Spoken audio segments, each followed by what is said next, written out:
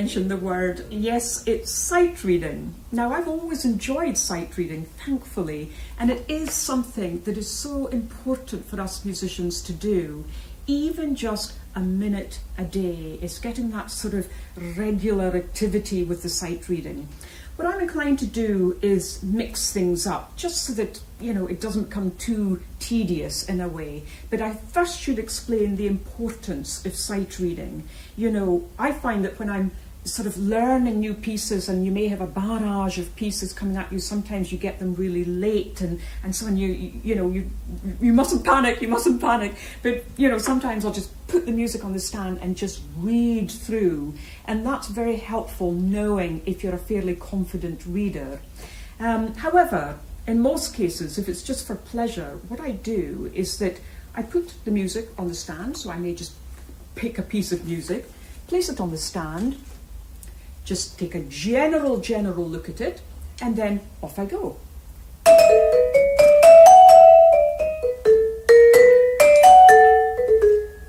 So even if there's just a few boo-boos there, it doesn't matter. Just keep going, keep going, keep going. The other thing I do is that I look at a phrase, I then shut the music, I memorize the phrase, so I've read it, I've memorized it.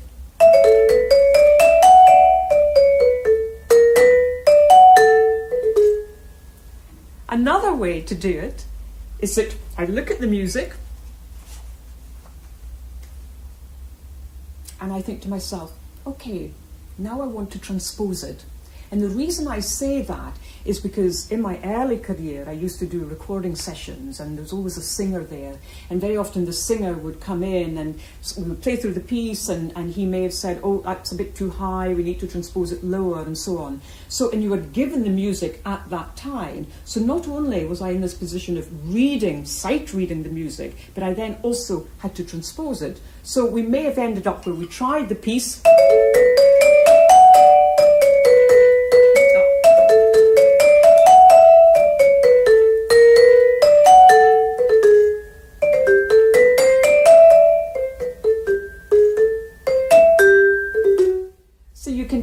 in the key of A major, it's almost like a spring-like key, a very happy, joyful sound.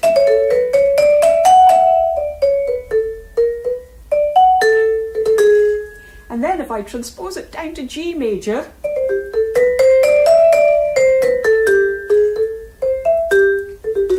suddenly it's just got a slightly more masculine feel to it. There's a kind of cloak over the sound. So all of this sight reading, memorization, and just being aware of the transposition, aware of that difference in sound colour, it's all part and parcel of what you can do when you are sight reading.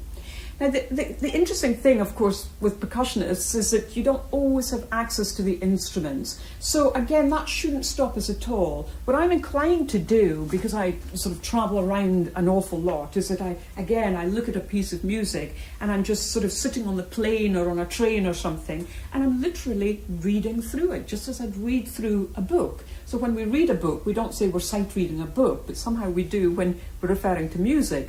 So again, this just all helps with that sort of skill of sight reading. Another way, again, if I don't have access to the instruments, is that I will look at something, look at a phrase, and I think, okay, I may have access in this case to a guiro, or it could be a tambourine, a triangle, castanets, a bass drum, whatever it is.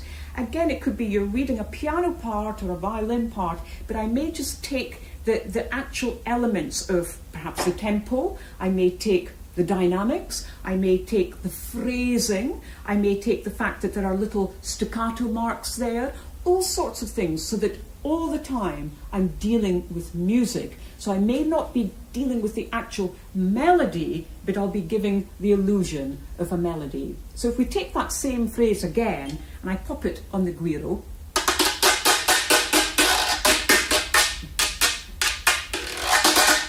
and again,